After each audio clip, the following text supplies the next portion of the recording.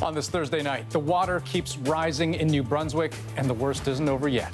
The province calls in the Coast Guard to help with rescue efforts. We ask the Premier whether the Army might be next. Plus, personal stories from a threatened community in action. Also tonight, why anti-vaxxers still survive in this country's chiropractic profession. And the runway near miss that highlights Canada's stance on pilot fatigue.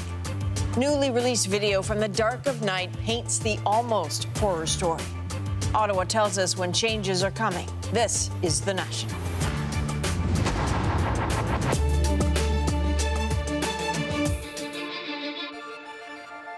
New Brunswick is now in uncharted territory. Today, floodwaters along the St. John River started surpassing record levels set back in 1973, and the peak is yet to come. Tonight, part of the Trans-Canada Highway was closed, and it'll stay that way likely for days. With so many roads affected in so many parts of southern New Brunswick, the Coast Guard has been called in to help with the growing number of rescues by boat. Hey, you're on dry land, man. For now, evacuations are still voluntary, but officials are pleading with people to leave the flood zones while it's still safe to do so. A night evacuation by boat is a dangerous and risky operation, and if we don't have to go there, we don't want to. The threat stretches all along the river from Fredericton to St. John, but many residents are refusing to leave, including on the Kingston Peninsula, a vulnerable strip of land between two rising rivers. Kayla Hounsell has that story. The water threatens to breach the sandbags at any moment. This came up really fast. She's boarded up her windows and she's using pumps in an effort to keep the water out. You know, I have neighbors down the road. They've shut down. You know. Some have given up, but Hines is determined to stay, despite all that water. You know, right now, if you were standing on my beach, you would be over your head in water. Her neighbors are sandbagging too.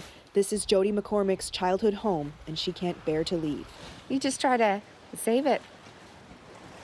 As residents struggle to save their homes, they're also worried about access for emergency services. With so many roads now impassable, they fear ambulances just won't be able to get to those in need. It would be a good 4 hours for them to get to a hospital, and in a crisis situation, they're not going to make it. This ferry is one of only 2 still operating. Typically there are 5. The water level is so high the ferries can't let cars off. In this case, they were able to use sand to build a ramp before the road flooded. We have to start getting some help from the government or from some other agency. And in rural New Brunswick, we don't seem to be getting that as much as we are in the urban areas. Local MLA Bill Oliver takes us further into the flood zone. Everywhere we look, there are signs the situation here is far worse. In this home, the basement is already full of water, and it could soon reach the first floor. We had 5 pumps, and we couldn't keep up. So this is a real disaster. Friends came to help her move all of her furniture upstairs. We will never be able to thank the people in the neighborhood. We don't realize what kind of neighborhood we live in until something like this happens. And authorities say it's going to get a whole lot worse before it gets better. Kayla Hounsell, CBC News, Long Point, New Brunswick. New Brunswick's Premier was on hand in St. John today, actually giving a helping hand to residents there preparing for the worst. He was moving heavy furniture out of a flooded home. I reached him a short time afterwards, back in Fredericton. Have a listen. Premier, we have seen the situation go from bad to worse to who knows what we'll see tomorrow. What is your most urgent concern right now? Well, thank you for having me, Andrew. Right now, we just want New Brunswickers to know that if they have experienced flooding in the past, if they're in the flood zones of the current impacted areas, that they really should look for alternative accommodations. We understand that many feel that they have seen floods before in the province and that they can handle it. This is a flood like we've never seen over the last few decades, or maybe even in the history of our province. So a lot of surprises could come over the next few hours and days. So we ask them to seek alternative accommodations with family or friends. And if they can't find anyone to help, then they can call the Red Cross at 1-800 1-800-863-6582. But at the same time, I do want to say that I've been inspired by New Brunswickers. They're stepping up to help their family members, friends, and complete strangers just because they're neighbors. And it's inspiring to see, and I thank them for being New Brunswickers and doing what they're doing to help their communities. And I am curious, why the decision so far not to call in the military? Because you talk about the unprecedented nature of the flooding that we're seeing. I mean, at what point would the province decide, okay, we need their help? Well, we discuss every single day what our resources are like at the moment. Do we have enough resources? Are the people out there exhausted and need more support? So every single day we're reevaluating what resources we need to deploy and if there are additional resources needed. I can tell you that we are willing to call in the Army if it's necessary and if it will support keeping New Brunswickers safe. At this point, we've actually chose another route for today. We asked the Canadian Coast Guard to come into the province and help us. We have some people and families that are isolated because of road infrastructure being flooded, so we want to make sure that although we'd like them to evacuate their homes, for those that are staying there, we want to be able to ensure that we have access in case of an emergency and so that we can support them. We completely understand people want to protect their homes, their belongings, their memories. It means a lot to people, and we understand that, but again, we ask them to evacuate if possible, but if they don't, we will ensure with the Canadian Coast Guard support that we are in the area in case of an emergency and so that we can support them. Well, Premier, we wish you well. We know you're exceedingly busy there, so thank you for taking the time to talk with us. We appreciate that. Oh, thank you for all your time. You heard the Premier mention New Brunswickers stepping up to help others, and we want to highlight one of them. You remember Darling's Island? We took you there yesterday. Tiny community that's been cut off from the mainland since Sunday because there's only one road leading on and off the island, and it's been washed out. That's where this guy comes in. His name is Rob DeCanny, better known as Uber Rob. How you been? You can see why. He's taken time off work to provide a free water taxi for stranded residents. It's just terrible to see like the elderly, the kids, even just regular healthy folks struggling to get through that water. When I first started on Monday, it was up to their hips, wearing hip waders, and then to chest waders, and now it's impassable. The water is literally over their head, and you have to dodge some lawnmowers, like tractors, barrels, old docks. So it's not the challenge of being in the water, it's all the stuff and debris that's floating in the water. Thank you, Rob. Bill, anytime, sir, anytime. And you know, the surreal thing about all that is that in a way, he's been boating those waters around Darling's Island all his life, 30 plus years, but I'm betting he's never seen anything quite like that. You know, I might be aging myself, but I see that and I think of Mr. Rogers, who used to say, you know, look for the helpers. No matter what happens, no matter how bad it is, there's always a helper, and there's one right there. I watch Mr. Rogers, too. I think those moments are good because it really does bring out the kindness in others and helping strangers. It's impressive. You bet. Another story we are following tonight. Federal aviation investigators are still piecing together what led to what was nearly an aviation catastrophe last summer, that sudden aborted landing as an Air Canada flight tried to approach San Francisco.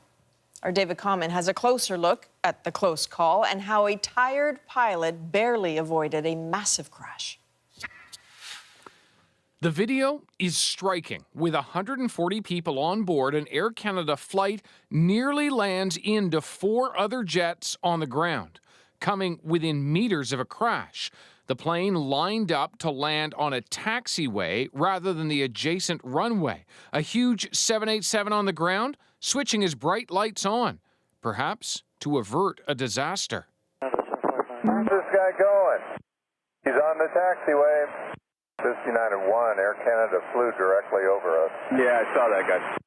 The latest investigative report provides a wealth of info, including on pilot fatigue. And right now, Canada has amongst the worst working and crew rest times in the entire world. Indeed, Canada's pilots are often required to be alert for more than 13 hours. Elsewhere, the rules are very different. We couldn't do some of the flying that you do in Africa, in China, and in Latin America, and Asia, or in Europe. With the crew in question, the experienced captain flew to New York and back the night before the incident, telling investigators that threw off his sleep cycle a bit. He fell asleep between 2 and 3 in the morning. His kids woke him up around 7:45. Air Canada then assigned him to a 9:25 p.m. flight.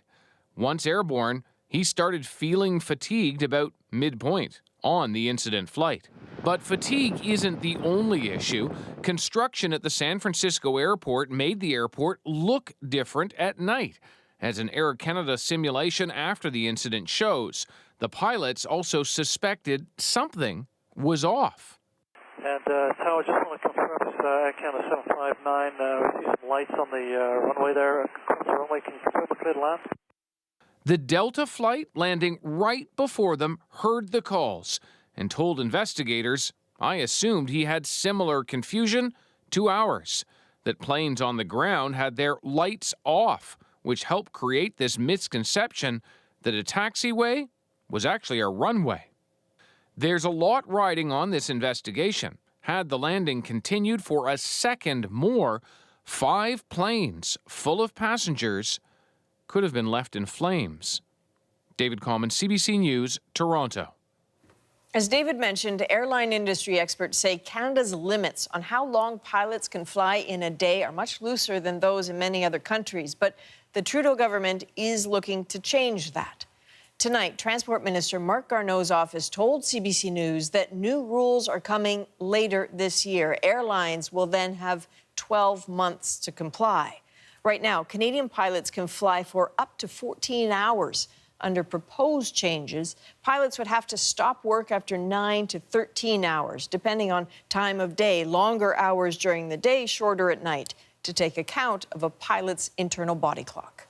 That is already the case in the United States and Europe. Okay, let's shift now to a story from British Columbia with implications for people right across the country. There are fears that certain health professionals are grossly exceeding their scope with seriously questionable advice.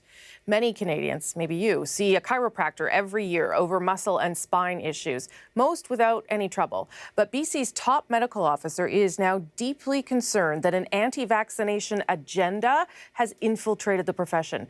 Take a look at these now removed Facebook posts from a clinic in Victoria. This one suggests vaccinations are leading to increased shoulder injuries in children. Another claims vaccinated children have more health problems than unvaccinated kids. Yet another links vaccines to cancer. And now the vice chair of BC's Chiropractic College himself is being accused of trading in anti-vaxxer theories. Vicadopia looks at what's going on. It's advice that goes beyond backs and muscles. The best way to protect yourself from the flu is not a flu shot, in our opinion, but boosting your immune system. And one of the ways to do that is fresh smoothies and fresh juices. The video was eventually ordered off Facebook because the BC body that regulates chiropractors forbids members from giving vaccine advice. But guess who's the vice chair? I actually can't believe we're having this conversation in 2018. The head of this doctors group worries about continued misinformation about vaccines. The scope of practice for chiropractors has to do with bone and joint manipulation.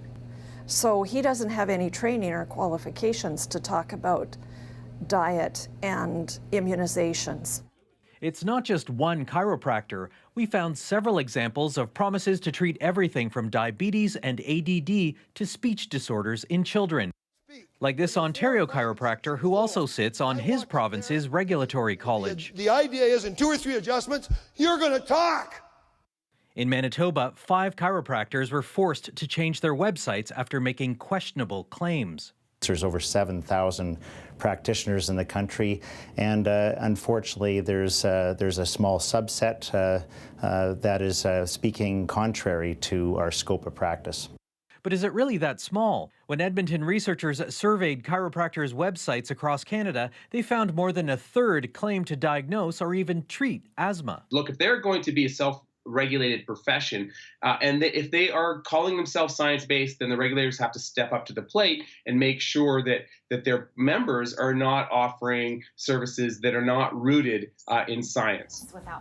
As for that BC Regulatory College vice-chaired by Avtar Jassal, it's promising to break its silence tomorrow. Vicadopia, CBC News, Toronto. Now, it's important to say that the profession's national organization does not oppose vaccinations. It says this: the Canadian Chiropractic Association recognizes that vaccination and immunization are established public health practices in the prevention of infectious diseases. The appropriate sources regarding vaccination and immunization are public health authorities and health professionals. Next on The National, MP Aaron Weir expelled from caucus after CBC News reveals the details of a harassment investigation. But exactly why he's out is in dispute. So some of my favorite people are here to talk about it. Andrew, Chantal, and Althea will break it down on At Issue.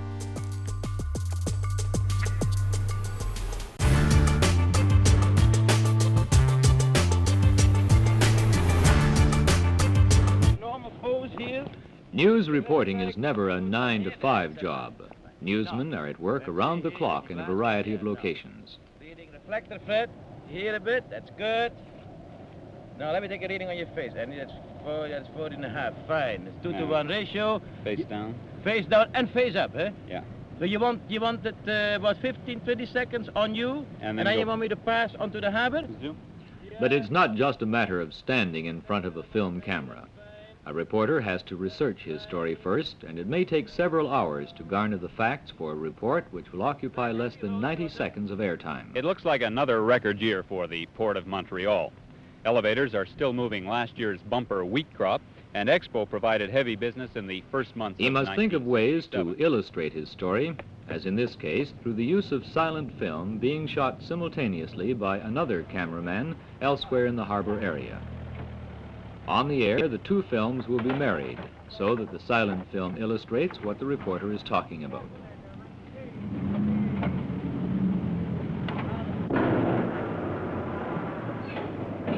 I came to Chicago after being in Boston. And these days, the job of TV reporter isn't solely a man's domain.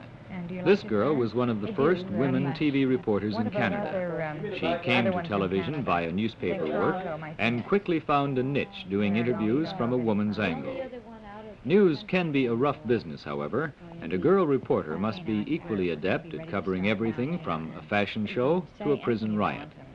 It's in an interview such as this, however, that she can probably draw more information from her subject than a wide-eyed male counterpart ever would. Before you decide to become a bunny? Well, oddly enough, I was a school teacher. I taught in a high school just outside of Boston in a very little tiny town, taught speech, drama, and English.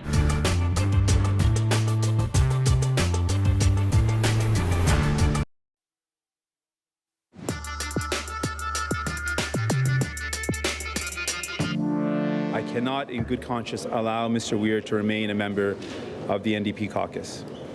I'm confident that in this situation, we have responded appropriately and fairly to the claims brought forward. So what the investigator found was that I was sometimes slow to pick up on social cues, and that I sat or stood too close to people and engaged them in conversation more than they wished to speak with me.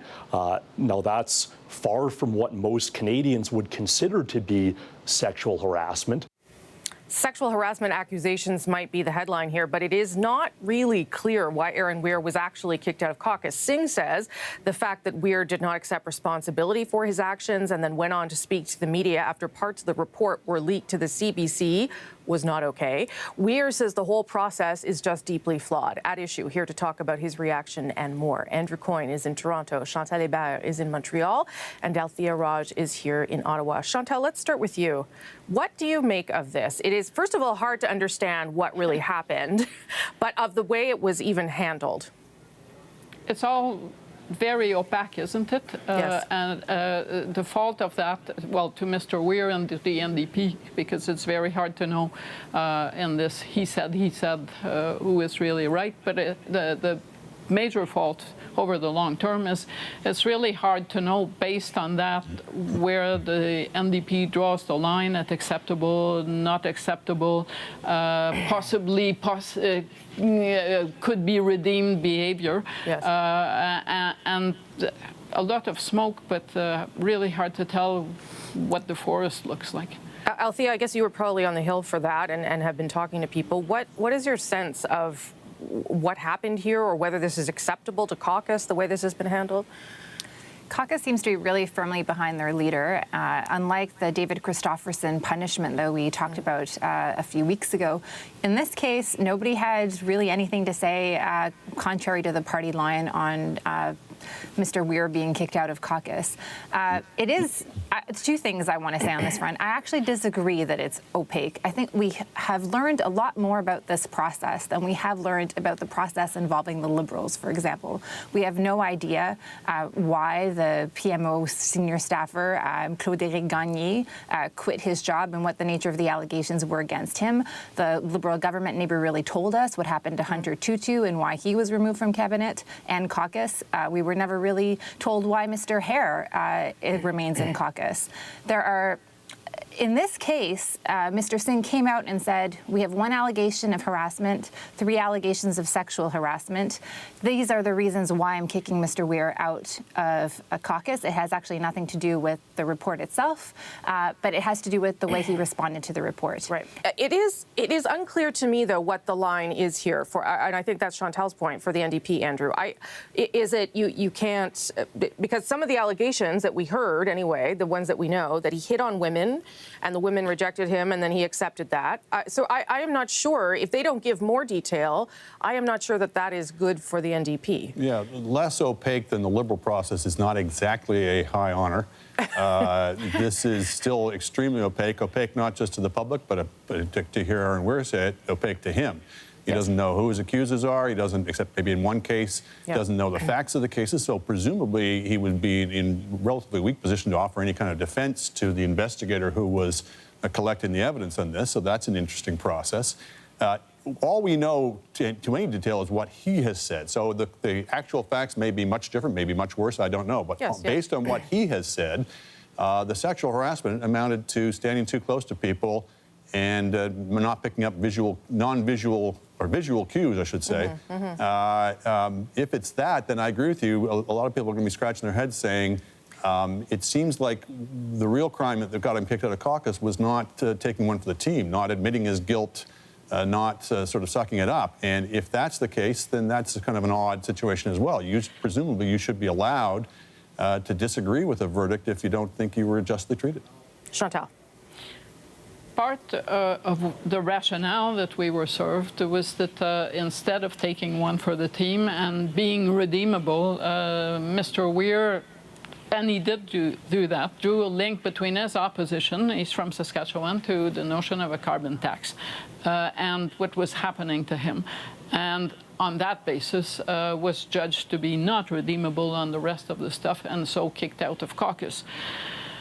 But this is a leader that has allowed his MPs to go and question his decisions on issues such as how you vote on the attestation that you will respect abortion rights. So at some point, you kind of wonder, in this magma of reasons, what is happening. The other problem I think that many will have from the outside is that for a long time the line was, and it was pretty clear, that no means no, not just no to the extreme, but just no. And the NDP tells us this is an MP who, when told no, got no. Is it? I had heard a little bit, Althea, that there was an effort to find a way to get rid of Aaron Weir. I'm not saying any of this is made up, but that they were happy to take an opportunity to get rid of him. Yeah, I don't know the facts on this case. I do think that Mr. Weir is a little bit awkward. I think you kind of saw that in the clip. And it's not surprising to me that there were people who felt that he was not picking up on their verbal cues. But Mr. Singh did know today that, when Mr. Weir asked somebody out, basically made a romantic gesture and was turned down, he let it go. Like he was not forceful. There was no sense that he was aggressive in any way. So I think, sometimes politics is not only a team sport, but it's also kind of like the popular club at school. And sometimes if you're not in the group, they just don't want to hang out with you. And I would certainly agree that I think from the standpoint of being a team player, Weir probably crossed some lines in terms of the way he's reacted to this. But I think the other point I would note, though, is as difficult as we're all finding these issues around sexual harassment, we're getting into even murkier territory, it seems to me, with harassment. And we've seen this now with some of these stories coming out of Newfoundland, where what is it? Is it crosswords? Is it, there was one case where the finance minister of Newfoundland said that harassment was other people having a different point of view and ganging up on her in that respect.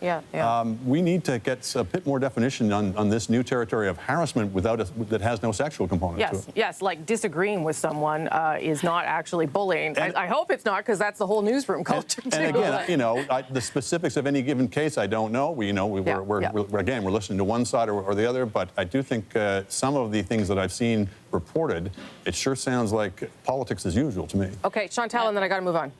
Every time I hear about this harassment thing, I think back to Lucien Bouchard throwing his cane at one of his staffers. Yes. Where would we be?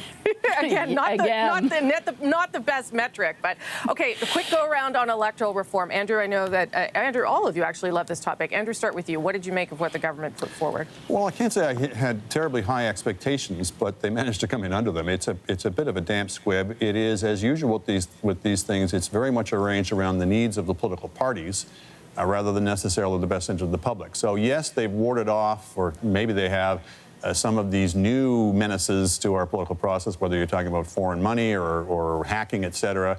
But they sure haven't done a whole lot about some of the old ones, i.e. robocalling, attack ads, push polls, some of the things we know and hate about the way that our elections are run. And a lot of that is driven by money. There's too much money in the system, and they really have not, I think, tackled that situation in any kind of comprehensive way. They have, thank goodness, put a cap on how long that election campaign can be so that I won't die in the next one. Althea, what did you make of it? Okay, I totally disagree with Andrew on this. Good. I actually think, this is if you care and you think that the government should do all it can to encourage people to vote, this is going to be a bill that you're going to support. Basically, it expands voting to 1 million plus Canadians living abroad.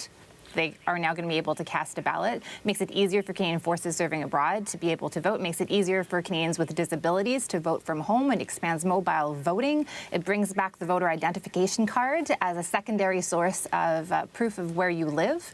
It brings back vouching. All these things that we talked about during the Fair Elections Act that had critics up in arms. And in many ways, it goes further. It acts on the Chief Electoral Officer's recommendations that have been long-standing that no government wanted to bring in.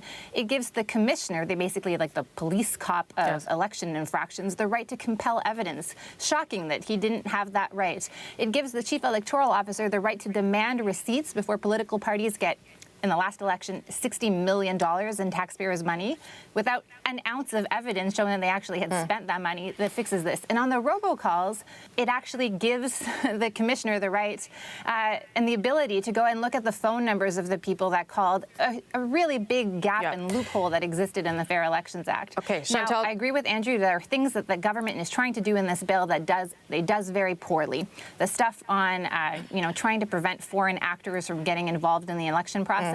I don't know that any government really has the answer, and the suggestion in these bills and this bill are pretty weak, and there are a lot of loopholes. And on the money front, they could have gone a lot further. They didn't. And on the privacy, it's a shell game. It makes it seem like political parties are doing something when there's absolutely no consequences to the action. You have no right to ask the political party what information they have on you. And there's no third party, like an auditor, going to verify whether or not parties are doing what they say they're doing. Okay, I told you Althea liked this topic. Chantal, last word to you.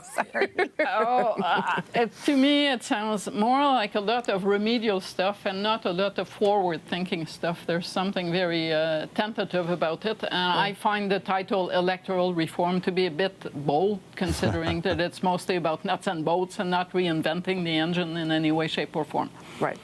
Okay, I'm going to leave it there. Good news if you want to hear more of us talking about politics. Who wouldn't? At Issue is also a podcast. You get extra content and, of course, the main podcast in podcast form every week. This week on the podcast, is there room for 2 federal parties for sovereigntists in Quebec? The Bloc Québécois seems to be coming apart at the seams. Look for it on iTunes, any major podcast app, our website, cbcnews.ca/The National. And hey, if you're watching us on your local CBC TV station, playoff hockey is next with the Winnipeg Jets hosting the Nashville Predators. And if you're watching us on CBC News Network, stick around. The National is right back with this. Funneled through the law firm, and the president repaid it. Oh, I didn't know he did. Yeah. Oh, and neither did the public. That is Trump's lawyer, Rudy Giuliani, on Fox News' Sean Hannity last night. revealing that contrary to earlier denials and evasions, Trump did pay money used to hush up a porn star ahead of the 2016 election. One of the seamier Trump scandals gets a little stranger after the break.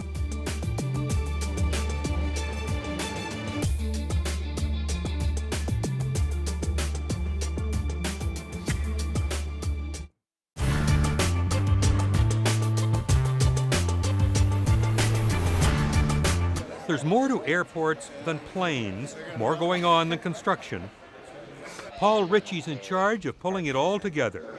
Here's a look behind the curtain at Ritchie's backstage world of what it takes to get this huge, costly, hip, futuristic air terminal ready for its debut. So I'm just doing a final walkthrough now, just to get a sense that the building is where we want it and we have no surprises. We probably will have some surprises, but the idea is to try to limit the surprises. So right now it looks like everything is working. Air Canada will be the new terminal's biggest client. The airline is running its own staff through a series of dry runs. Foul-ups are inevitable. If there are no problems, it's been a flawed test. The point of rehearsals, as in any good drama, is to spot hitches now rather than on opening night. And that's what we got to talk to Dave about, to make sure we can do 2 different flights. And here they come. Pretend passengers on phantom flights to nowhere. Ladies and gentlemen, boys and girls, good morning. To start off, if anyone's here to catch a real flight, you're in the wrong building.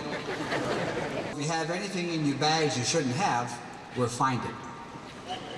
And we even give it back to you today. But not on real day flights. From there... They are all engaged in make-believe. Who'd have believed it? Early on a Saturday morning, volunteers show up in their hundreds. They get a sneak preview. The airport gets free actors in the little play that it's putting on. I'm going executive. Oh, are you? That's nice. Basically, we have to wait until they call us, and then we're going over to departures, and we're going to check into our flights. So we're headed off to Frankfurt this morning. Everyone here is flying somewhere without ever leaving the ground. Flights are announced just like the real thing, and like the real thing, just try to make out what they're saying on the loudspeaker. The audio in the corridor, you can't really hear the audio. You can hear it in the gate area where people are sitting. It's hard to hear in the corridor. We have to determine if we really want it to be loud here, because there's going to be a lot of announcements ongoing, but we may have to do something about the volume.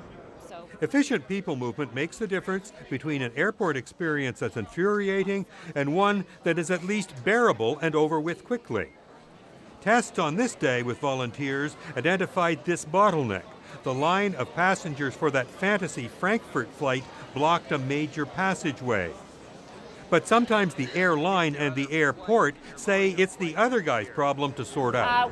We've already identified that as an issue. The lounges themselves are not very deep, so we just talked to the GTAA. It's a boarding process, so it's the airline process.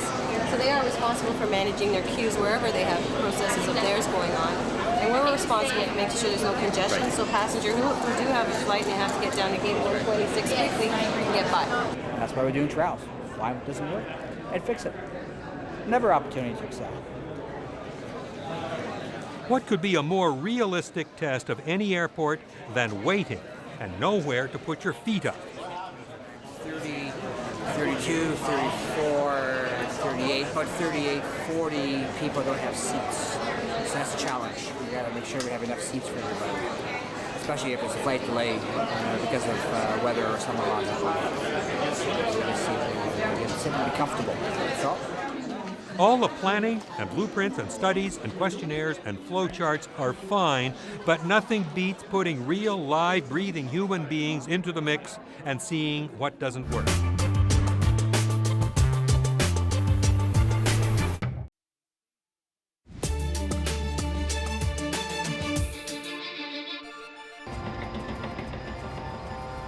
Tonight on The National, Ottawa says it plans to intervene and make arguments in the BC government's Trans Mountain court case.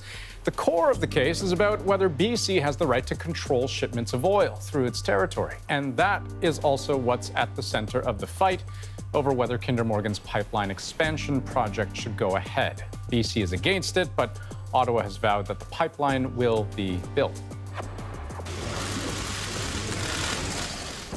Also tonight, criminal charges against Volkswagen's former CEO over the emissions rigging scandal. Martin Winterkorn is accused by U.S. prosecutors of conspiring to cover up the car maker's cheating. He resigned as chief executive in 2015 after the scandal erupted and is the 9th person to be charged by U.S. authorities in the case. Plus, a decision by the organizers of the Oscars to expel Bill Cosby and film director Roman Polanski from the Academy. The reason? The revised code of conduct adopted following the Harvey Weinstein scandal and the birth of the Me Too movement. Cosby was convicted of sexual assault last week, but in Polanski's case, the decision comes more than 40 years after he pleaded guilty to having sex with a 13-year-old girl. So, do you remember this scene? Donald Trump on board Air Force One mere weeks ago, flat out denying he knew anything about that hush money. Did you know about the $130,000 payment to Stormy Daniels? Then why did Michael Cohen make it if there was no truth or allegation? Well, you have to ask Michael Cohen. Michael's my attorney, and you'll have to ask Michael. Do you know where he got the money to make that payment? No, I don't know. Well, it seems he might have forgotten to loop in his brand new personal attorney. And so the White House spent the day dealing with fallout from an explosive interview given by Rudy Giuliani, during which Giuliani openly offered up evidence that Trump has been lying. Keith Bogue takes us through that and what happened next. I'm giving you a fact now that you don't know. That's how Rudy Giuliani, the former mayor of New York and now on Donald Trump's legal team, set up the brand new story of how the president paid hush money to an adult film star, Stormy Daniels. So they funneled it through the law firm. Funneled through a law firm, and the president repaid it. Meaning the president funneled $130,000 through the firm of his lawyer, Michael Cohen, to repay him for buying off Stormy Daniels just before the election. Cohen is now under FBI investigation related to that. Never mind how weird it is that the president's lawyer casually talks about the president funneling money anywhere, the new story directly contradicts the old story Trump told just a couple of weeks ago. Do you know where he got the money to make that payment? No, I don't know. Giuliani is effectively saying Cohen made up the old story that he paid the money himself and never told the president, which is awkward because both the lawyers are supposed to be on the same team, Trump's team. In any case, Cohen's apparently been on a $35,000 a month retainer for the president. When I heard Cohen's retainer of $35,000 when he was doing no work for the president, I said, that's how he's repaying. That's how he's repaying it, with a little profit and a little margin for paying taxes for Michael. Giuliani apparently believes that means the money can't be seen as an illegal campaign contribution from Cohen. There's no campaign finance law. Zero. It's nowhere near zero, says Stormy Daniels' lawyer. I think it's very likely that there is criminal liability associated with how this repayment was structured, relating to what was disclosed from a campaign finance perspective. You know, Rudy Giuliani says, well, no campaign funds were used, so therefore there is no campaign finance violation. That's not how the law works. And Keith joins us now. Keith, I hear what that lawyer is saying, but are campaign finance violations really the problem here? Well, I think campaign finance violations have always been viewed as relatively small potatoes in the investigation and among the least of the president's worries. The bigger problems are more likely to come from the fact that his lawyer, Michael Cohen, is under criminal investigation and the records of his work with Trump are in the hands of the FBI. And about that, Keith, what's the new information on that part of it tonight? Well, NBC News is reporting tonight that the FBI has been monitoring Cohen's phone conversations, not listening to them, just keeping track of them. We don't know what that's yielded, but it's likely the FBI had to have strong evidence of serious crimes to get a court to allow them to do that to the president's lawyer. Okay, Keith Bogue in Washington, thanks very much. Thank you. The Me Too movement has sparked a lot of talk about 2018 as the year of the woman, though, of course, it's a debatable idea. Take politics, for instance, where south of the border, Republicans seem to have some catching up to do.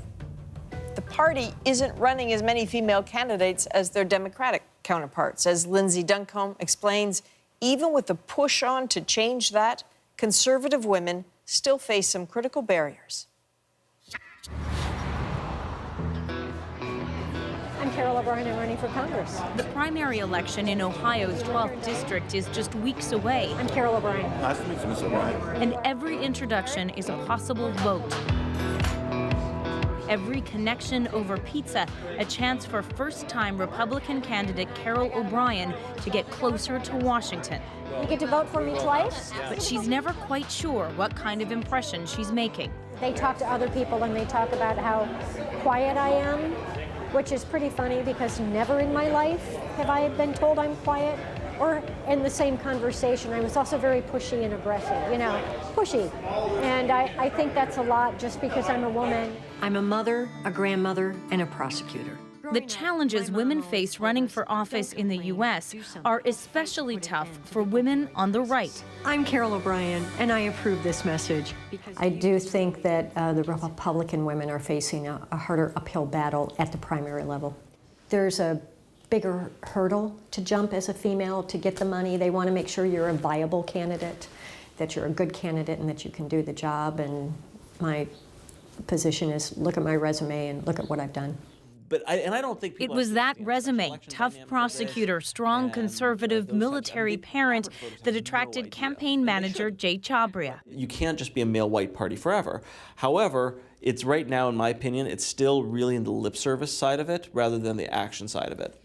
Of the 107 women in the U.S. Congress, just 29 are Republicans. It's a divide that could get much larger, with the Trump presidency inspiring left-leaning women to run for office. More Democratic women do tend to run, and that's amped up this year. Michelle Swires teaches politics at Georgetown University. She says, like so much in U.S. politics, success comes down to cash. Since 1985, the organization Emily's List has been raising money for pro-choice Democratic female candidates. The name Emily's List actually stands for Early Money is Like Yeast. There's nothing similar on the right. The donors in the Republican Party, they don't see gender. They want commitment to conservative ideology. And so they don't care about the gender of the candidate. They're not likely to be responsive to a diversity argument. Rather, there are steps to change that. We want to thank everyone for coming to the launch of our organization, Women Run. This is a fundraiser for a new organization supporting moderate Republican women. Big tent of the Republican Party has been shrinking and has not been all that welcoming to women and minorities, and that's something that we wanted to try to address. Co-founder Martha Eamon-Conte says electing more women will help Congress get past the current ideological gridlock. Women tend to be more collaborative, and they are willing to work across the aisle. We've seen with the women that are already in office, and we'd like to bring more of that so that we can have our government working again. 1, 2, 3. There are also movements to get young conservative women involved in politics. At the annual far-right festival that is the CPAC conference, one pink booth stands out in all the red, white, and blue. I think we've got about 100 women signed up.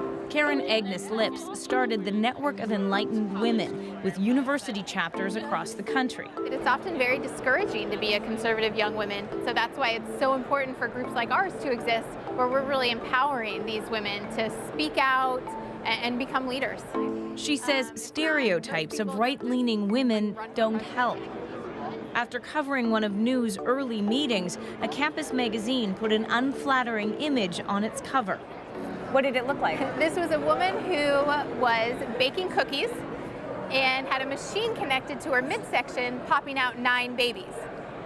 So to them, that's what a conservative woman was. So that's a stereotype that we have to fight against. Women have to do a little bit more. For Carol O'Brien, deciding to run meant getting over barriers in her own mind. I always told people when I was younger I would never run for office because every person who didn't vote for you was like someone not liking you. I've gotten past that.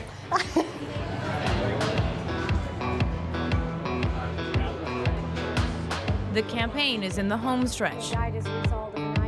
We need people to walk, pass out lit, knock on doors, talk about how wonderful I am.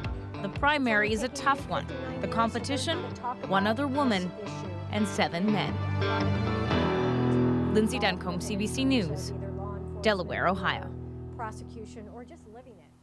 Today happens to be the UN's World Press Freedom Day. The theme for 2018 is keeping power in check. Now, you might think in Canada, press freedom isn't a problem, but according to Reporters Without Borders Press Freedom Index, Canada doesn't even crack the top 10. This country is ranked 18th behind many European countries. A reminder that when it comes to democratic institutions, there's just no place for complacency. I was shocked to learn that I had been the object of surveillance. The only word I have is disgusting. In some ways, there's progress. For example, after it was revealed that Quebec police had been monitoring 8 journalists, an inquiry last year concluded more needed to be done to protect them and their sources. Also last year, Ottawa passed Canada's first press shield law, protecting the anonymity of sources. But the Supreme Court is still considering the case of Vice Media's Ben McCoo, who's fighting an order to release communications with his source, Canadian ISIS fighter Farah Sheardon. We have trust with our sources that we won't give up our information to the police. And, you know, it's not just terrorists, it's whistleblowers. In 2016, Justin Brake, then with The Independent, covered an Indigenous protest against the Newfoundland and Labrador's Muskrat Falls Dam. It brought national attention to another side of the debate over the project, but it brought him civil and criminal charges that he is still fighting. Then there's access to information, the system that allows the public to get a hold of government documents. According to CBC's Dean Beebe, at the federal level, the system is broken. Access to information in Canada is in a terrible state. I've been doing this for 30 years and I've never seen it so bad. The delays in the system, the number of blacked out documents. Without the documents to uncover what goes on behind closed doors, how do the public keep power in check? Something to think about today and every day.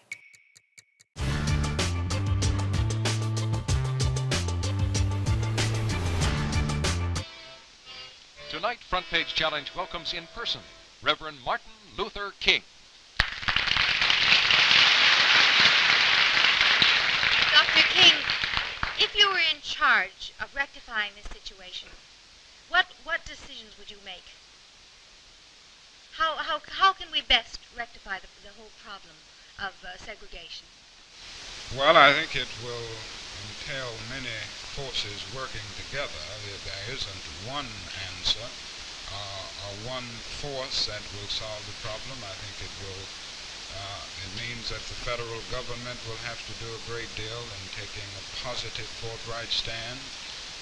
The moderates of the White South will have to become more courageous and positive in their stands, and liberals all over the country. And I think the church, religious organizations have a great deal to do in this period of transition. And the attitude of the Negro himself, he must be firm, he must work continuously for first-class citizenship, but certainly he must not use second-class methods to gain it. I think the methods are very important in thinking in terms of the end. Well, what do you mean by second-class methods? Well, I would think of violence as a second-class method. I would think of hatred as a second-class method. It seems to me that it is possible to move on toward the goal of justice with wise restraint and calm reasonableness, not compromising principles and never capitulating to the whims and caprices of the guardians of a deadening status quo, but at the same time maintaining a positive attitude of goodwill. Dr. King, how long do you think it will be before the Negro in the southern states attains racial equality, social equality? Well, I would have to make a distinction here between desegregation and integration. Now, on the question of desegregation, I think within 10 or 15 years we will achieve desegregation. We will break down the legal barriers in almost all areas, except in the most remote situations. Now, when we think in terms of integration, which is genuine intergroup, interpersonal living, that will take longer. I think, however, before the turn of the century, we will have moved a great deal toward an integrated society. Do you believe, Dr. King, that racial and religious prejudice, generally speaking, feeds on ignorance? Well, I think so. I think this is certainly... Ignorance on both sides, I mean. Pardon? Ignorance on both sides. Yes, I think so. Dr. King, you mentioned the church's role in this. Some of the churches in the South are still segregated, aren't they? Oh yes, by and large, the churches in the South are segregated. How can they preach the Christian religion and segregate people? This must seem ironic to you as a minister yourself. Yes, it is, but this is a perennial problem, this whole problem of the gulf or the gap between our profession and our practice.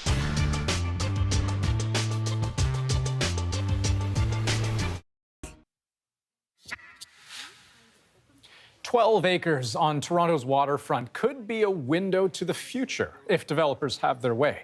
Sidewalk Labs, which is owned by Google's parent company, Alphabet, wants to transform a largely empty industrial area into a connected neighborhood, a showpiece for what technology can do in an urban setting.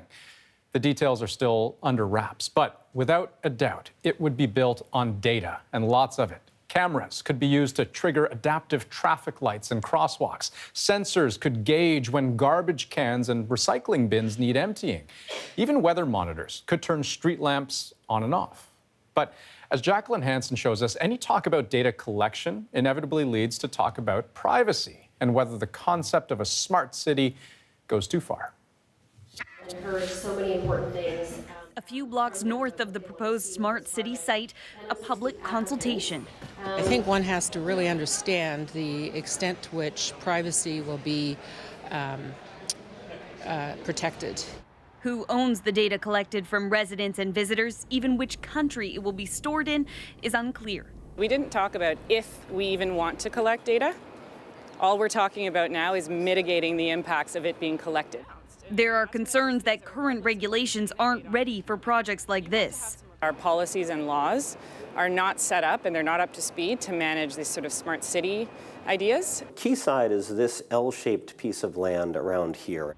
The proposed site is relatively small, but its potential to influence development elsewhere is huge. The purpose of Quayside, and I think Waterfront Toronto set this out as an objective, is that it be an experiment. That heightens the need to get decisions, particularly around data, right.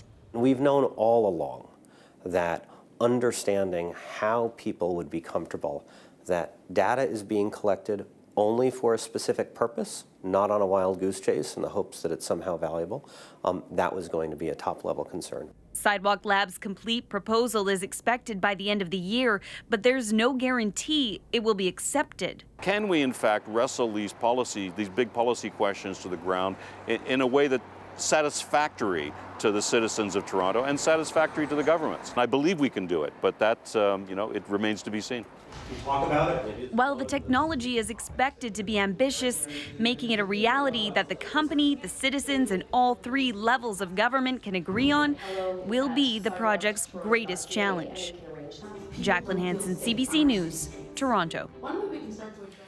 There are a number of other cities leading the charge in smart technology, including Singapore, with driverless taxis and smart traffic sensors. Dubai is also experimenting with using artificial intelligence, AI, to provide government services and collect instant feedback from citizens.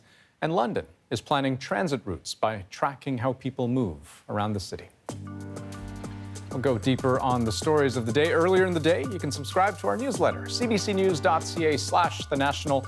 The National Today takes you inside our journalism every afternoon.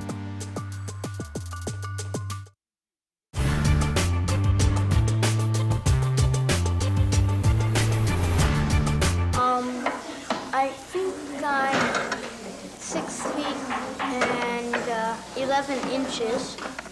David's 8 years old, and no, he's not a giant. He's 1.67 meters, but he doesn't have a clue what that is in the imperial system. Neither does his friend Danny. 5 feet and 18 inches. Both boys attend D. Roy Kennedy School in Ottawa.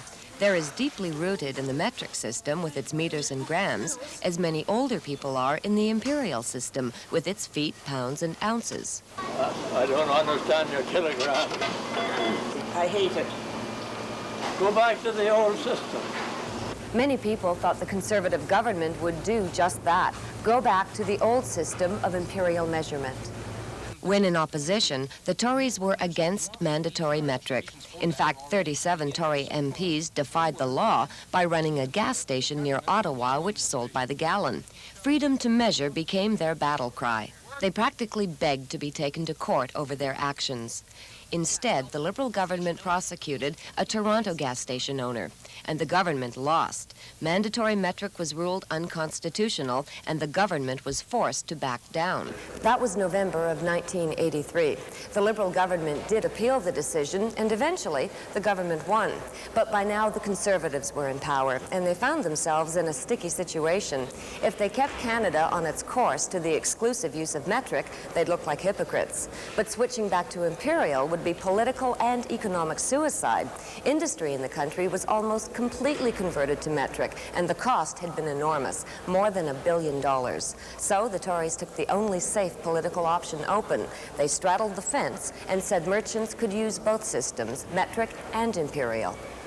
The result has been chaos in the marketplace and utter confusion for consumers. There are no regulations governing how merchants measure and price certain goods, including food. Here's one that's pounds only. It's a situation Kathleen Stevenson monitors with dismay. She's policy director for the Consumer Association of Canada, and she says the double standard of measurement is a raw deal for shoppers. If you don't have one single consistent system, it's really hard to figure out which is the better buy. A price per kilogram for a hamburger or a price per pound.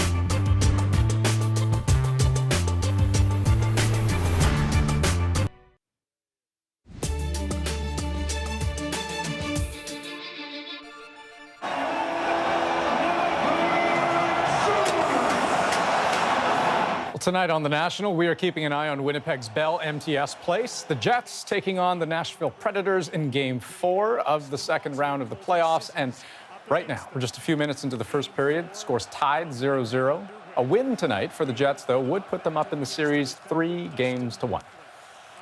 They're exchanging words at halftime while Smith and Jose Calderon look to break it up.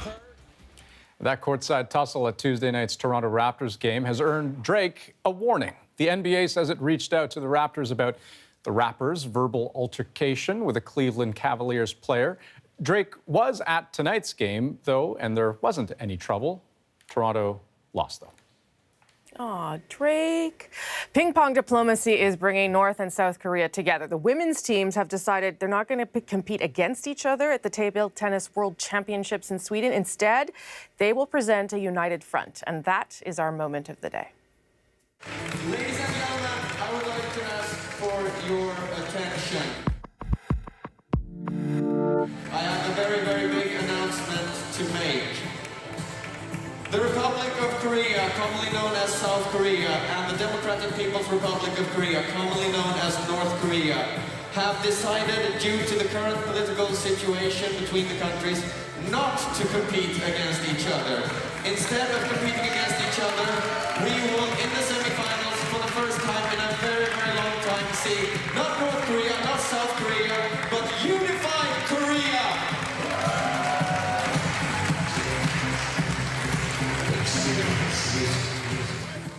Okay, so the last time they did this, they played a ping pong game together was in 1991, and they won gold at the World Championships, and they even went on to make a movie about it because it was such an extraordinary moment.